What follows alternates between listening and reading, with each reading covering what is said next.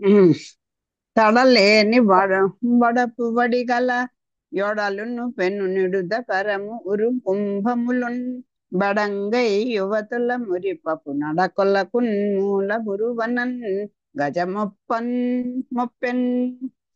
ఈ మాలాంటి ముసలి వాళ్ళు వాకింగ్ చేస్తుంటే ఇటోసారి ఊగుతూ అలాగ వంగిపోయి అలా ఉంటాం. అలాంటి నడకలు కాదు, మంచి వయసులో నవనవలాడుతున్నటువంటి ఆ యువ నారీ మనులందరికీ కూడా నడకలు నేర్పినటువంటి నడకల కలిగింట ఆ గజరాజు. అది చెప్తున్నారు. ఐరావతము తడబాటు లేని అందమైన నడకల వేగం కలది, పొడవైన తొండము పెద్ద కుంభస్థలము కలిగినది, ప్రాయపు ఆడవారి కులుపు నడకలకు అది వజ్రబంతి అనే విధంగా ఉంది.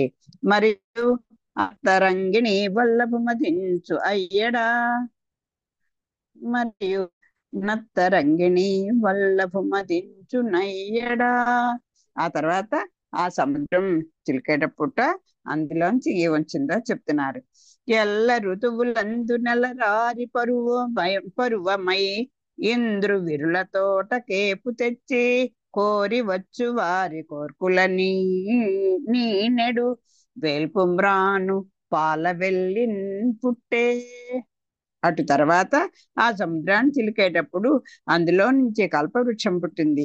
అది అన్ని ఋతువులలోనూ విరబూసి రాలిపోని పూలతో ఇంద్రుని నందనవనానికి ఇంపు కూర్చేది, ఆశ్రయించిన వారి కోర్కులను తీర్చేది. దేవతా వృక్షాలు 5 ఉంటాయి. అవి కల్పవృక్షము, తర్వాత అదేంటి పారిజాతము, మందారము, సంతానము, చందన వృక్షాలు. ఇవి దేవతా వృక్షాలు అంటారు. దాంట్లో కల్పవృక్షం ఒకటి. దాని తర్వాతట ఈ ఈ ఐరావతం తర్వాత కల్పవృక్షం పుట్టిందిట. అటు తర్వాత ఆ సముద్రాన్ని చిలికేటప్పుడు అందులో నుంచి కల్పవృక్షం పుట్టింది. అది అన్ని ఋతువులలోనూ విరబూసి రాలిపోని పూలతో ఇంద్రుని నందనవనానికి ఇంపు కూర్చేది, ఆశ్రయించిన వారి కోరికలను తీర్చేది. కల్పవృక్షం అనగానే కామధేనువులాగే ఇది కూడా ఆశ్రితుల యొక్క కోరికల్ని ఎవ్వరు ఏది కోరుకుంటే ఇచ్చేటువంటిది ఈ కల్పవృక్షం కూడా. అదిట ఎల్ల ఋతువులందు ఎలరారి పరువమై, ఏ ఋతువుల్లోనూ ఈ ఋతువులో ఆకులు రాలిపోవడం మామూలుగా అయితే ఋతువుల్ని బట్టి ఈ వృక్షాల్లో కూడా మార్పులు వస్తూ ఉంటాయి కదా. ఆ చెట్లు ఆకులు రాలి చేస్తూ ఉంటాయి. మళ్ళీ వసంత ఋతువు వచ్చేసరికి చిన్న చిన్న ఎర్రటి చిగుళ్ళలో పెట్టుకుంటుంటే చిన్న చిన్న మొక్కలు దొరుకుతాయి, అలా ఉంటాయి. కానీ ఈ ఈ కల్పవృక్షం మాత్రం ఏ ఋతువులో కూడా ఎప్పుడు పరువంగా అలాగే ఉంటుంది. ఇంద్రు విరుల తోటకు ఏపు తెచ్చి ఆ ఇంద్రుని యొక్క ఉద్యానవనానికి ఇదొక సొగసుని చేకూర్చేది, చేకూర్చేటువంటిది. కోరి వచ్చువారి కోర్కెలు ఈనెడు.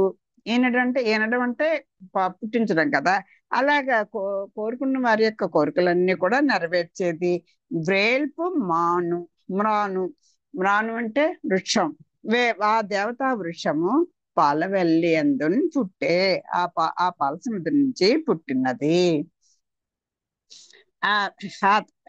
ఎల్ల ఋతువులందు నెలరారి పరువమై ఇంద్రు విరుల తోట కేపు తెచ్చి కోరి వచ్చు వారి కోర్కుల నీనెడు బ్రేల్పు మాను పాల వెళ్ళిన్ పుట్టే. అటు తర్వాత సముద్రాన్ని చిలికేటప్పుడు అందులో నుంచి కల్పవృక్షం పుట్టింది. అది అన్ని ఋతువులలోనూ విరబూసి రాలిపోని పూలతో ఇంద్రుని నందనవనానికి ఇంపు కూర్చేది, ఆశ్రయించిన వారి కోరికలను తీర్చేది. పైన ఐరావతం దగ్గరే చెప్దాం అనుకొని మర్చిపోయాను.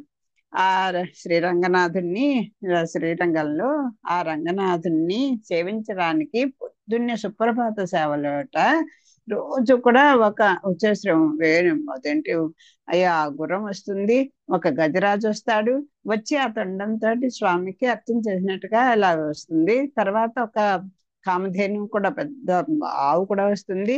ఇవన్నిటిని కూడా మా జానకి తల్లి దగ్గరుండి చేపట్టుకొని అదిగో చూడు ఏనుగు వచ్చింది చూడు, ఇదిగో గుర్రం వస్తుంది చూడు, ఇప్పుడు చూడు అదిగో ఆవు వచ్చింది చూడు అంటూ అని చూసావా, చక్కగా సేవించుకున్నావా అంటూ దగ్గరుండి ఆ రంగనాథుడి సేవ ఆ పాదమస్తకం అలా కిరీటం నుంచి పాదాల నుంచి కిరీటం వరకు కూడా అణువు అణువు దర్శింపజేశారమ్మా. ఆ తల్లికి నిజంగా నేను ఎప్పుడు రుణపడి ఉంటాను. అంత దగ్గరగా అంత క్లియర్ గా సేవ ఎప్పుడు నాకు చూడలేదు. అదే ఫస్ట్ టైం. ఎప్పటికీ ఆ విషయంలో ఆ తల్లికి రుణపడే ఉంటాను. నేను ఎప్పుడు నాకు గుర్తొస్తుంది రంగనాథ స్తోత్రం చదువుకున్నాను. ఎప్పుడు ఆ రంగడి సేవలో నాకు అది ఎప్పుడు గుర్తొస్తుంది. అలాగే ఎంతోమంది పెద్దలు మనకి అందుకోకుండా ఉపయోగపడుతూ ఉంటారు. మరియు ఇప్పుడు కల్పవృక్షం కూడా ఇప్పుడు దీని నుంచి ఈ పాలసముద్రం నుంచి వచ్చింది. మరియును కొండ కవ్వంబునన్ గడలి మదింప అప్సరోజనంబు జనించెనంత. ఆ తర్వాత ఆ మరియున్ కొండ కవ్వంబునన్, ఆ కొండే కవ్వంగా ఉంది కదా ఉన్నటువంటి ఆ కడలిని, అంటే ఆ కొండ కవ్వంబునన్ కడలి మదింపన్, ఆ మందర పర్వతాన్ని ఒక కవ్వంగా చేసుకొని, కడలి అంటే ఆ సముద్రాన్ని, మదింపన్ చిలుకుతూ ఉంటే దాంట్లోంచిట అప్సరోజనంబు జనించే అప్సరసలు పుట్టారట ఆ పాల సముద్రంలోంచి. అది చెప్తున్నారు. క్రొక్కారు మెరుంగు మేనులు కిక్కిరి చిన్న చన్నుగవలున్ గ్రిచ్చిన నడుముల్ పిక్కటిలియున్న తురుములున్ చక్కని చూపులును దివిజ సతులకు ఒప్పెన్. అది అంటే ఆడవాళ్ళు ఇలా ఉండాలి అన్నట్టుగా, అలాంటి చక్కని శరీర సౌష్ఠవం కలిగినటువంటి వాళ్ళు స్వామితో చాలా మంది ఉన్నారు నరీమణులు. అలాగా అందులో అప్సరసల గురించి చెప్పాలా, వాళ్ళ శరీర యొక్క సౌష్ఠవం సముదాయ అవయవాలు కూడా తీరుగా ఎలా ఉండాలో అలాగా ఉన్నట్టుగా చూపించడానికి యథార్థం అది. ప్రొక్కారు మెరుంగు మేనులు, మెరుపు తీగల్లాగా, సన్న తీగ అంటే సన్నగా ఉంటుంది కదా, లావణ్యం ఉంటుంది, ఆ సన్నదనం ఉంటుంది, ఆ ఫోకస్ ఉంటుంది కదా. అలాంటి వారికి వానాకాలంలోని మెరుపు తీగల వంటి శరీరాలు. ఇంకా అందులో ఎండలకైతే ఆ లతలన్నీ వాడిపోతాయి, కానీ వానాకాలంలో ఉన్నటువంటి మెరుపు తీగలు ఇంకా ఎంత నవనవలాడుతుంటాయో తెలుసు కదా. అందుకని మన పోతన గారు ఆ వానాకాలపు మెరుపు తీగల లాంటి వాళ్ళు అప్సరసల యొక్క శరీరాలు అలా ఉన్నాయని చెప్తున్నారు. మా వారికి వానాకాలంలోని మెరుపు తీగల వంటి శరీరాలు, ప్రొక్కారు మెరుంగు మేనులు, కిక్కిరిసిన చన్ను గవలు. ఇక శరీరం యొక్క ఆ స్తన భాగాలన్నీ కూడా ఎలా ఉండాలి? మరి మన తిరుపతిలో ఫస్ట్ పాసంలోనే మనం చదువుకుంటాం. అలాగా చక్కని స్తనాలు, అలా దగ్గరగా కుదురుగా ఉన్నటువంటి ఎత్తైనటువంటి స్థానాలు. తర్వాత నడుములు ఎలా ఉండాలి? గ్రిస్టిన నడుములు, పొట్ట భాగం నడుము భాగం ఇప్పుడు ఏది మనకి తేడా తెలియకుండా ఉంటాం మనం. వాళ్ళు అసలు నడుము ఉందా లేదా అన్నట్టుగా ఉన్నట్టు గ్రిస్టిన నడుములు, సన్ననైనటువంటి నడుము భాగములు, పిక్కటిలి ఉన్న తురుములు. తర్వాత తురుము అంటే తురుముకోండి అంటాం కదా, పువ్వులు అవి తురుముకోవడం కొప్పుల్లో. అన్ని పిక్కటిలి ఉన్న తురుములు, నిండైనటువంటి కొప్పులు, చక్కగా నల్లగా ఉండాలి జుట్టు, కర్లింగ్ హెయిర్ ఉండాలి, ఒత్తుగా ఉండాలి. అవన్నీ కూడా నిండైనటువంటి ఆ కొప్పులు. వాళ్ళకేం సవరాలు అవి అక్కర్లేదు, విగ్గులు అవి కూడా అక్కర్లేదు. అలాగ పిక్కటిలి ఉన్నటువంటి తురుములు, చక్కని చూపులును. ఇంకా వాళ్ళ ఒక్కసారి ఇలా కళ్ళు చేసి ఇట్లా తిరిగితే ఎవరైనా సరే మహా యోగులందరూ కూడా ఇలాంటి వాళ్ళకి పడిపోయిన వాళ్ళు కదా, అలాంటి చూపులతో అమరి ఉన్నారట ఆ దివిజ సతులకు ఒప్పెన్. ఆ దేవత స్త్రీలు కదా వీళ్ళు, అప్సరసలు. అలా ఉన్నారట ఆ అప్సరసలు. కొక్కారు మెరుంగు మేనలు క్రిక్కిరిసిన చనుగవలున్ గ్రచ్చిన నడుముల్ పిక్కటిలియున్న తురుములున్ చక్కని చూపులును దివిజ సతులకు ఒప్పెన్. ఆ తర్వాత పాల సముద్రంలో అప్సరస స్త్రీలు పుట్టినారు. వారికి వానాకాలంలోని మెరుపు తీగల వంటి శరీరాలు, చిక్కని స్తనాలు, సన్ననైన నడుములు, నిండైన కొప్పులు, అందమైన చూపులు అమరి ఉన్నాయి. మరియు ఆ రత్నాకరంబు నందు సుధాకరుండు ఉద్భవించి విరించి అనుమతంబునన్ తన యథాస్థానంబునం ప్రవర్తించుచుండే అంతా. అప్పుడే అటు తర్వాత ఆ సముద్రంలో చంద్రుడు జన్మించాడు. అతడు బ్రహ్మ అనుమతితో తన మొదటి స్థానాన్ని అధిష్ఠించాడు. ఆ చంద్రుడికి ఏది స్థానం అయిందో ఆకాశంలో అక్కడికి చేరిపోయాట. చంద్రుడు పుట్టి తన స్థానాన్ని అలంకరించాడు అని చెప్తున్నారు. తొలుకారు మెరుంగు కైబడిన్ తళతళమని మేను మెరయ గధ గధ మగుచున్ మనుచున్ కలుములన్నీ ఈనెడు చూపులన్ చెలువంబులు మొదలి టెంకి సిరి పుట్టెనుపా. ఇంకా ఆవిడ తల్లి పుట్టిందండి. ఆవిడకి ఇంకా ఆవిడని వర్ణించగలమా అసలు? ఆవిడ తొలికారు మెరుంగు కైబడిన్ అంటే ఆ తొలికారు మెరుంగు కైబడి పెన్నిది అయినటువంటి అంటే తొలుకారు మెరుంగు కైబడి ఆమె కొంగొత్త అప్పుడే పుట్టినటువంటి మెరుపు తీగలాగా ఉందిట. తళ తళమని మేను మిరయ జుగేలుమంటోంది ఆ శరీరం యొక్క కాంతి. ఇంకా దగ దగ మనుచున్ ఎలా ఉన్నాయి? కలుములు ఈనెడు చూపులు, తెల్లని తెల్లని కన్ను, దాంట్లో నల్లని గుడ్లు, విశాలమైనటువంటి మరి ఆవిడ నల్లాచి కదా, అంతా పద్మమే ఆవిడ. అలాంటి కొంగొత్త మెరుపు వలె తలతీగ వలె ఉన్నది ఆవిడ శరీరము. ఆ శరీరంలో దగదగమనేటువంటి ఆమె చూపులు, ఇంకా అవి ఎలా ఉన్నాయి? చెలువంబులు మొదలి టెంకి సిరి పుట్టెనుప. ఆవిడ యొక్క ఆ సంపదలన్నీ కూడా వెదజల్లుతున్నాయట. ఆ తల్లి యొక్క ఆ చూపు ఒక్క ఇలా చిన్న కొనల నుంచి ఆవిడ యొక్క కటాక్షం కనుక ఇంత పిసరు మన మీదకి పడితే ఇంకా మరి వాడు అష్టైశ్వర్య సంపన్నుడు అయిపోతాడు. ఆవిడ కదా మనకి శ్రీగుండం కోసంలో ఆవిడ యొక్క తల్లి యొక్క వైభవం అంతా చెప్తారు. ఓ రాజా, తరువాత ఆ జలనిధి నుంచి ఆ జలనిధిలో నుంచి అందచందాలకు పెన్నిది అయిన లక్ష్మీదేవి పుట్టింది. ఆమె కొంగొత్త మెరుపు తీగవలే తళతళమనే దేహంతో విరాజిల్లుచున్నది. దగదగమనే ఆమె చూపులు సంపదలను వెదజల్లుతున్నాయి. అందుకే చంద్ర సహోదరి అంటారు. ఆ చంద్రుడు పుట్టిన వెంటనే తల్లి పుట్టింది, అంచేత ఆవిడగా చంద్ర సహోదరిగా ఆవిడ పేరు పొందింది. పాల మున్నీటి లోపలి మింది మేగడ మిసిమి జిడ్డు నంచేసి మేను వడసి కొక్కారు మెరుంగుల కొనల తళుక్కుల మేనిచే నిల నిగ్గు మెరంగు చేసి నాండు నాటికిన్ బ్రోది నవకంపుందీవల నునున్ పోదనెయ్యంబు నూలు కొలిపి క్రొవ్వారు కెందమ్మి కొలకులన్ ప్రొద్దునన్ వలసిన వలపులన్ ప్రోది పెట్టి పసిండి చంపక దామంబు బాగున్ గూర్చి వాళ్ళు క్రొన్నెల చెవులు ఉన్న వాండి తీర్చి జానతనము నంచేతుల జట్టు విడచి నలువ ఈ కొమ్మ నొగిన్ చేసినాండు నేడు.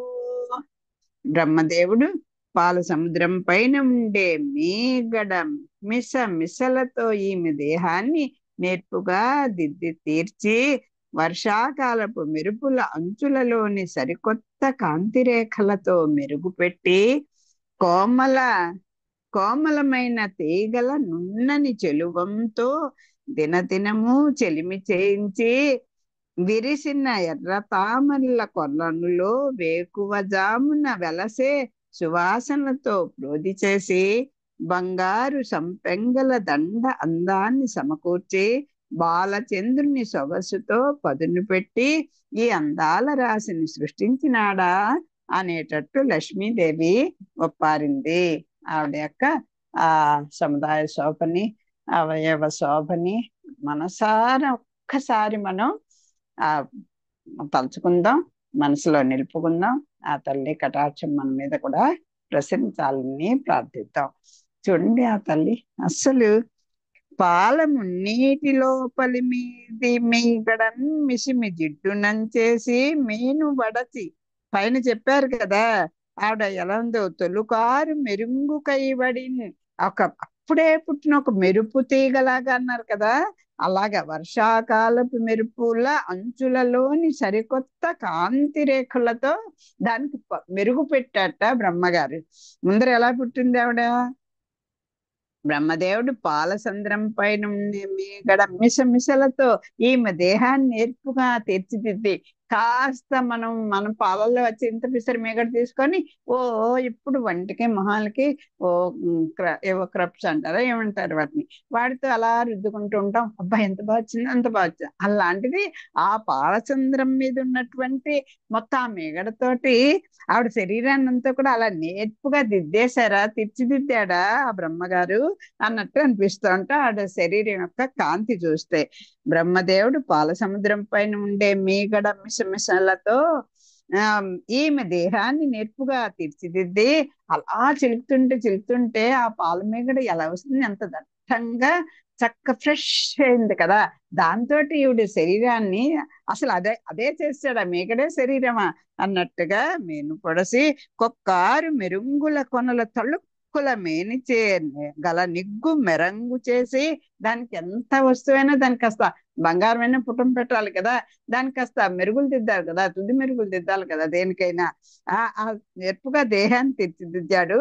తీర్చిదిద్ది వర్షాకాలపు మెరుపుల అంచులలోని సరికొత్త కాంతి, వర్షాకాలంలో కూర్చేటువంటి ఆ మెరుపుల యొక్క అంచుల్లో ఉండేటువంటి ఆ కాంతి రేఖలతోటి అంటే ఆ శరీరం అయితే తీర్చిదిద్దాడు పాల మిగడలతోటి. దానికి ఒక మెరుపు కావాలి కదా, అదిట వర్షాకాలం మెరుపుల అంచులలోని సరికొత్త కాంతి రేఖలతో దానికి మెరుగు పెట్టాటండి. పెట్టాడా అన్నట్టుగా ఉందిట. నాండు నాటికిన్ ప్రోది నవకంపుంతీవల నున్ బోధ నెయ్యంబు నూలు కొలిపి, తర్వాత ఏం చేశాడు, మెరుపెట్టి కోమలమైన తీగల నున్నని చెలువంతో దినదినము చెలిమి చేయించి, కోమలమైనటువంటి మరి ఆవిడ అంత సన్నగా మెరుపు తీగలాగా శరీర సౌష్ఠవం కూడా ఉండాలంటే, ఓహో రోజు కూడా మెరుపు తీగలతోటే ఈవిడికి చెలిమి, ఎవరితో స్నేహం చేస్తే దాని తాలూకు ప్రభావం మన మీద ఉంటుంది కదా. అందుకే సజ్జనులతో స్నేహం చేయండి అంటారు, వాళ్ళకి కనీసం కొంచెం ఇంతైనా వస్తుందేమో అని. అలాగట ఈవిడ అసలు ఆవిడతో స్నేహం చేసినా అవి వీడితో స్నేహం చేసాయో తెలియదు కదా. కోమలమైనటువంటి తీగల నున్నని చెలుంతో ఆ తీగ ఎలా ఉంటుంది, నునుపు ఉంటుంది. అంటే ఆ శరీరంలో కోమలత ఉంది, చక్కని నునుపు. రఫ్గా ఉంటే శరీరం ఎలా ఉంటుంది, చర్మం నునుపైన చర్మం కావాలి కదా. అంతేత ఆ కోమలమైనటువంటి తీగలు నున్నని చెలువంతో ఆ నునుపుగా ఉండే దాంతో చెలిమి చేయించాడా స్వామి. దినదినము చెలిమి చేయించి ఇంకేం చేశాడు, కొవ్వారు కెందమ్మి కొలకులన్ ప్రొద్దునన్ పొలసిన వలపులన్ ప్రోది పెట్టి. ఇంకా చూడండి, అందుకే తెల్లవారుజామున ఎంత ఫ్రెష్ గా ఉంటుందో చెప్తారు, అదొక బ్రహ్మ ముహూర్తం అని చెప్తారు. అప్పుడు మీరు చెరువులు చూడండి, నదులు చూడండి, చూడండి ప్రశాంతంగా పువ్వులు విరబూసి ఎలా ఉంటుంది. అలాగే అప్పుడు వచ్చే గాలి కూడా చాలా మందమారుతంగా ఉంటుంది, చాలా హాయిగా ఉంటుంది. అంటే ఇవి ఉంటాయి కదా, స్వచ్ఛమైనటువంటి గాలులతో కూడి ఉంటుంది. ఎందుకని, ఈ ట్రాఫిక్లు, ఈ వాహనాల యొక్క పొగలు సెగలు, ఈ జనాల యొక్క ఇది ఆ వేడి ఏమి ఉండదు కదా. అందుకని అలా చెప్తున్నారు. విరిసినటువంటి ఎర్ర తామరల కొలనులో వేకువజామున వెలసే సువాసనలతో అవి ఇప్పుడు చెరువుల్లోకి బిందెలు పట్టుకుని వెళ్ళిపోతారు, బట్టలు తీస్తారు, ఆవుల్ని గేదెల్ని కడిగేస్తుంటారు, కలకలు అయిపోయి కుళ్ళు అయిపోయి అలా ఉంటాయి. తెల్లవారుజాము చూడండి, అప్పుడే విచ్చుతాయి కలువలు, ఇవన్నీ కూడాను చక్కగా అదేంటి పద్మాలు వికసిస్తాయి, చక్కని సువాసనలు వెదజల్లుతూ ఉంటుంది కదా. అందుకే వేకువజామున వెలసే సువాసనలతో దాన్ని ప్రోధి చేసి బంగారు పసిడి చెంపగా దామంబు బాగున్ కూర్చి వ్రాలు క్రొన్నెల చెలువున వాడి తీర్చి, అంటే బంగారు సంపెంగల దండ అందాన్ని సమకూర్చి, బంగారు సంపెంగలే కూర్చే అంటే అలాంటి అలంకారాలు చేసి, జానతనమును చేతులు జడ్డు విరచి నలువ ఈ కొమ్మ చేసినాడు నేడు. ఈ నలువ అంటే బ్రహ్మగారు. ఈ ఈ విడచి నలువ ఈ కొమ్మన్ చేసినాడు నేడు. ఈ బ్రహ్మగారు ఆ బాలచంద్రుని సొగస్సుతో పదును పెట్టి అప్పుడే ఉదయిస్తున్నటువంటి చంద్రునిలాగా, సాయంత్రం చంద్రుడు అప్పుడప్పుడే వస్తుంటే ఎంత హాయిగా ఉంటుందో అలా. అప్పుడు అంటే బాలచంద్రుని ఎందుకంటారు? ఆ నవకం అది కదా కావాలి. ఆ నవకం చూపించడం, చిన్న పిల్లల్లో ఉన్న నవకం మనకు చూస్తాం కదా. ఆ బాలచంద్రుని సొగసుతో పదును పెట్టి ఈ అందాల రాశిని సృష్టించాడా బ్రహ్మగారు అనేటట్లుగా లక్ష్మీదేవి ఒప్పారింది. ఆయన కదా సృష్టికర్త. బా, వీళ్ళు ఇంత అందంగా, స్వామి బ్రహ్మగారికి ఎంత పక్షపాతం, చూడు ఆవిడని ఎలా పుట్టించాడో, నన్ను చూడు ఎలా పుట్టించాడో అనుకుంటూ ఉంటాం.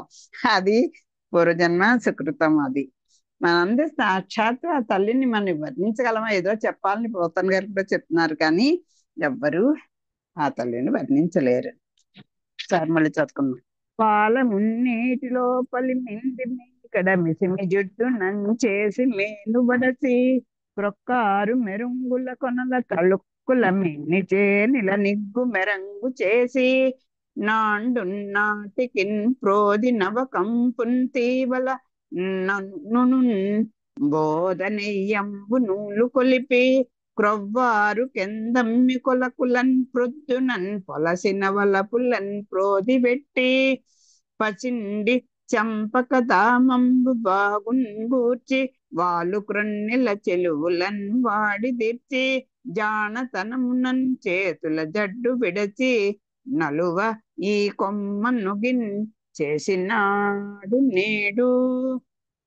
అది ఆ బ్రహ్మగారి యొక్క జ్ఞాతపరితనం అని చెప్తున్నారు. ఆయన 4 చేతులతోటి ఇలాగ అన్ని పనులు చేసి ఆవిడకే ఉపయోగించేశాడా అన్నట్టుగా చేశాట.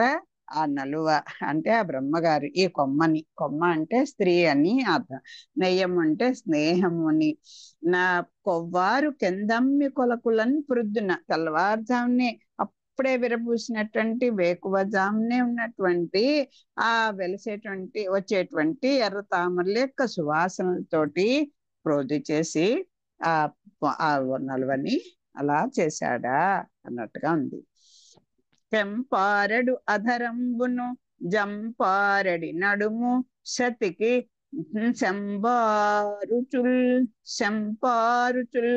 రుచులన్ చంపారు మోమున్ కన్నులున్ పెంపారుచు నొప్పు గొప్పున్ పిరుదున్ కుచముల్. ఇంకా ఆవిడ యొక్క శరీరం యొక్క దీన్ని ఇంకా వర్ణిస్తున్నారు. కెంపారెడు అధరంబును, అధరం అంటే కింది పెదవి, పెదవులు అనుకోండి 2 కూడా. లక్ష్మీదేవికి ఎర్రని పెదవులు, కెంపు అంటే ఎర్రగా ఉంటుంది కదా, ఆ కెంపు లాంటి రంగు కలిగినటువంటి పెదవులు, జంపారెడి నడుము, జంపారెడి అంటే చిక్కిపోయినటువంటి అంటే సన్నటి నడుము, సతికిన్ శంపారుచులన్, శంప అంటే మెరుపు తీగలు, ఆ మెరపు కాంతులతో మేలైన శంపారుచులన్ చొంపారు మోమున్, ఆ మెరుపు తీగలతోటి ఆ ప్రకాశిస్తున్నటువంటి ముఖము, కన్నులు, పెంపారుచు గొప్పున్ పెరుదున్ కుచముల్, తలుకు కన్నులు, తర్వాత ఒప్పు గొప్పు, పెంపారుచు ఒప్పు, కొప్పు అంటే ముడి అంటే ఆవిడ యొక్క తలకట్టు, తర్వాత ఇంకా పిరుదు అంటే పిరుదులు అంటే కటి ప్రదేశము, తర్వాత పెంపారుచు అనేది అన్నిటికీ వస్తుంది. పెంపారుచు, ఒప్పు, కొప్పు, పిరుదులు, కుచములు, ఈ మూడుకి కూడా పెంపారుచు అంటే పెంపొందుతున్నాయి. అవి ఎలా ఉన్నాయట? తలుక్కున్నటువంటి కన్నులు, చక్కగా నిండైనటువంటి నల్లని కొప్పు, ఆవిడ యొక్క కటి ప్రదేశము, చిక్కని కుచాలు అంటే వక్షస్థలము, అన్నీ కూడా స్థానములు కూడా అంత చక్కగా తీరుగా అమరి ఉన్నాయి. కంపారెడు అధరంబును జంపారెడి నడుము సతికి శంపారుచులన్ సొంపారు మోమున్ కన్నులున్ పెంపారుచు ఒప్పు కొప్పున్ పెరుందున్ కుచముల్. లక్ష్మీదేవికి ఎర్రని పెదవులు, సన్నని నడుము, వెరపు కాంతులతో మేలైన ముఖము, తలుకు కన్నులు, కొప్పు, కటి ప్రదేశము, చిక్కని కుచాలు పెంపొందుతున్నాయి అని జనులు పొగడుచుండా.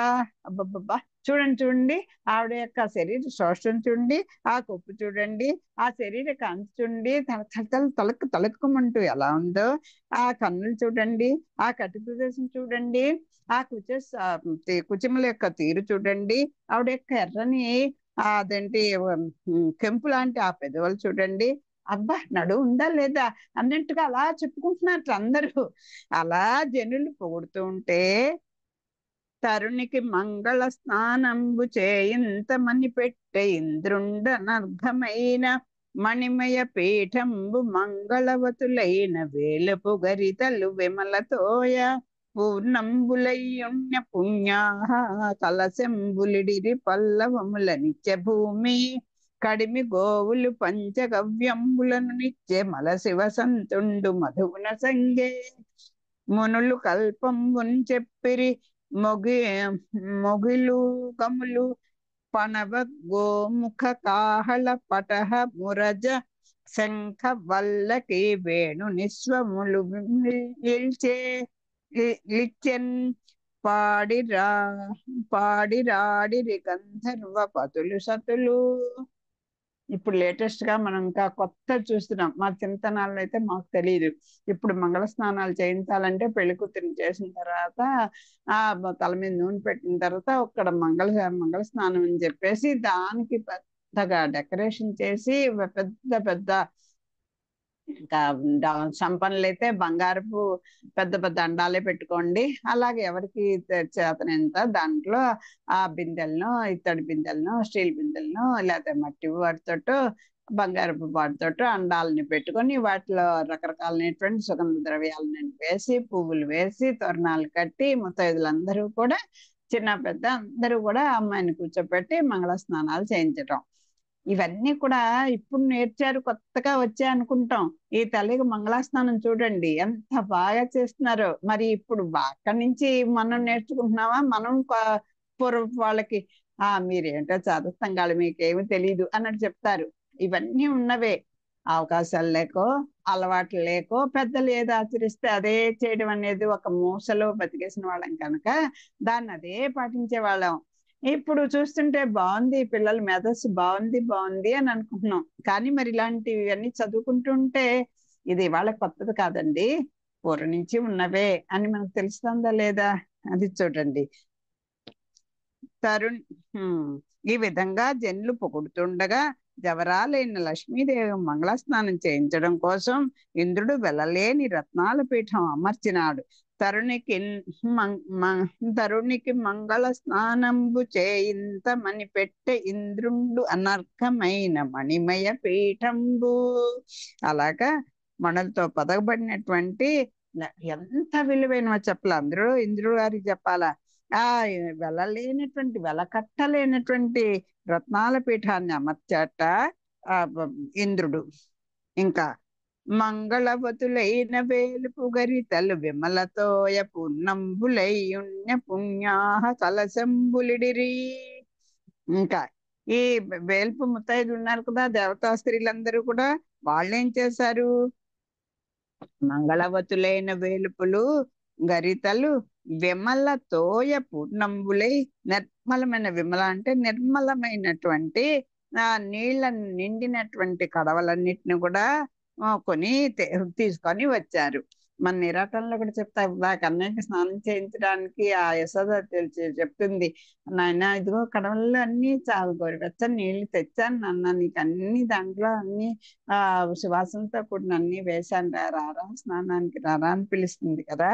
అలాగా ఈ ఈ వేల్పు ముత్తైదులందరూ కూడాట నిర్మలమైనటువంటి నీళ్లు నిండిన కడవలు కొని కొని తెచ్చినారు. అంటే అమర్చారు, అప్పటికప్పుడు కొనుక్కొచ్చారు కాదు. మంగళవతులైన వేలుపులు గరితలు విమల తోయ పూర్ణంబులై, పూర్ణం అంటే నిండిన, తోయం అంటే నీళ్లతో ఉన్నటువంటి పుణ్యాహవ కలశంబులు. ఆ పుణ్యాహ తీర్థం అంట, పుణ్యావచనం చల్తాం కదా ఏమన్నా ఇదైపోయిన తర్వాత, ఏం ఒక పురుల పుణ్యాలు అలా అయిన తర్వాత ఇల్లంతా కూడా పుణ్యం వచ్చిన తీర్థం చల్లుతారు, పెద్దలు తయారు చేస్తారు దాన్ని. అలాగా ఆ పుణ్యాహుతి కడవలతోటి పుణ్యాహుతి తీర్థాన్ని అంతా కూడా ఆ కడవల నిండా తెచ్చారట. ఇంకేం చేశారు, ఇడిరి పల్లవములనిచ్చే భూమి. ఇంకా భూదేవి ఏం చేసింట, ఆవిడకి లోట వృక్ష సంపద ఆవిడదే కదా, ఈ చక్కని చిగుళ్ళు తెచ్చింటండి. మనం కూడా అప్పటికప్పుడే విరిపూసినటువంటి పువ్వులు వేస్తాం, లేత చిగుళ్ళు లాంటివి వేస్తాం, కలశాల నిండా నింపుతాం ఈ ఇప్పుడు పెళ్లి కూతుళ్ళకి స్నానం చేయించడానికి. ఆ కలశాల్లో గిట్ట చిగుళ్ళు ఇచ్చిందిటండి భూదేవి, చిగుళ్ళు ఇచ్చింట. పల్లవములనిచ్చే భూమి, పల్లవం అంటే చిగుళ్ళు, ఆ చిగుళ్ళన్నీ ఇచ్చింట భూదేవి. కడిమి గోవులు పంచగవ్యములనిచ్చే. మరి అసలు పూర్వం కూడా పంచగవ్యాలతోటే స్నానం చేయించేవారు. అంటే ఆవుకు సంబంధించినటువంటి అన్ని కూడా, ఆవు మూత్రము, ఆవు పాలు, ఆవు పెరుగు, ఆవు నెయ్యి, తర్వాత ఆవు పాలు, ఇవి పంచగవ్యం అంటే. అవన్నిటిని కూడా ఈ 11వ పురుడు అయినప్పుడు ఆ పురుటాలకి ఆ పెద్దలు ఏదో మంత్రాలతోటి అదంతా ఒక పెద్ద ప్రక్రియ ఉంటుంది, అది మడిగా చేస్తారు. చేశాక ఆ పురుటాలని ముట్టుకున్న వాళ్ళకి, ఆ పురుటాలకి కూడా 11వ పుట్టినాడు, 21వ పుట్టినాడు, ఆడపిల్లల్ని పుడితే కనుక వాళ్ళకి 41ని 31ని ఇన్నిసార్లు ఆ పంచగవ్యం ఓపికగా తయారు చేసి, మరి ఇప్పుడు ఒకసారి తలుచుకోవాలి తప్పదు కృతజ్ఞతగా. మా నాన్నగారు గారు మా పిల్లలు పుట్టినప్పుడు, మా మనవాళ్ళు పుట్టినప్పుడు, ఈ రోజుకి కూడా మా ముని మనవాళ్ళకి కూడా వాళ్ళ ఇంటి నుంచే పంచగవ్యం తయారు చేసి ఇస్తున్నారు. వాళ్ళకి కూడా నా కృతజ్ఞతలు చేసుకుంటున్నాను. అలాగా ఈ పంచగవ్యాలట ఈ ఆవులన్నీ కూడా సిద్ధం చేసి అవే ఇచ్చేసాయటండి. అలాగా గోవుల పాలు, పెరుగు, నెయ్యి మొదలైన వాటిని అన్నిటినీ కూడా ఆ ఆవులు ఇచ్చాయట. ఇంకా వసంతుడు పంచగవ్యములు ఇచ్చే మలసి వసంతుండు మధువు నొసగే. వసంతుడు అంటే మన్మధుడు. ఈ మన్మధుడు విరివిగా ఆయన చెప్పాలా, ఆయన పేరే మన్మధుడు. ఆ మధువుని ఇచ్చేసాట, తేనెనంతా కూడా ఆయన తెచ్చిచ్చారు. తర్వాత పంచామృతాలు కూడా అవన్నీ ప్రోక్షణ చేస్తారు, ఆ వాటిలో తేనె కూడా ఉంటుంది. ఆ వసంతుడు విరివిగా తేనెను కూడా అందించాట. ఇంకా మునులు కల్పంబుని చెప్పిరి, మొగుళ్ళు గమ్ముళ్ళు అంటే మునులందరూ కూడా ఆ సంకల్పం చెప్పుకోవాలి కదా, వీళ్ళన్నీ ప్రక్రియ చేయడానికి. ఆ మునులందరూ కూడా సంకల్పం చెప్పారట. కల్పం అంటే అవి ఆ ప్రక్రియ అంతా కూడా, ఆ సంకల్ప విధానం అంతా కూడా వాళ్ళు చేశారు. పణవ గోముఖ గోముఖ ఆహళ పట్టహ ఉరజ శంఖ వల్లకి వేణు నిస్వనములు ఇచ్చే. ఇంకా చెప్పాలా, మనం కూడా ఇప్పుడు వాయించండి మేళం వాయించండి అంటాం కదా ఇలాంటి శుభ సమయాల్లో. ఇంకా మేఘాలు, పణవాలు, గోముఖాలు, బాకాలు, తప్పెటలు, మద్దెలలు, శంఖాలు, వీణలు, పిల్లన గ్రోవులు మోగునట్లు ధ్వనించాయి. గంధర్వులు పాడారు, గంధర్వ కాంతలు ఆడారు. పాడిరి ఆడిరి గంధర్వ పతులు సతులు. సతులు అంటే స్త్రీలు, గంధర్వ పతులు అంటే ఆ గంధర్వ స్త్రీలు, మిగతా స్త్రీలు కూడా దేవతానికి అంతా కూడా ఆడారు, పాడారు. ఈ రకంగా తల్లికి మంగళాస్థానం చేయించారు. స్వస్తి ప్రజాభ్య పరిపాలయంతాం న్యాయేన మార్గేణ మహిమహీషాః గోబ్రాహ్మణేభ్యः శుభమస్తు నిత్యం లోకాః సమస్తాః సుఖినో భవంతు. మంగళం కౌసలేంద్రాయ మణిగుణాబ్దే చక్రవర్తి తనూజాయ సార్వభౌమాయ మంగళం. సర్వం శ్రీకృష్ణార్పణమస్తు. స్వస్తి. దాసోహమ్మ. దాసం అత్త.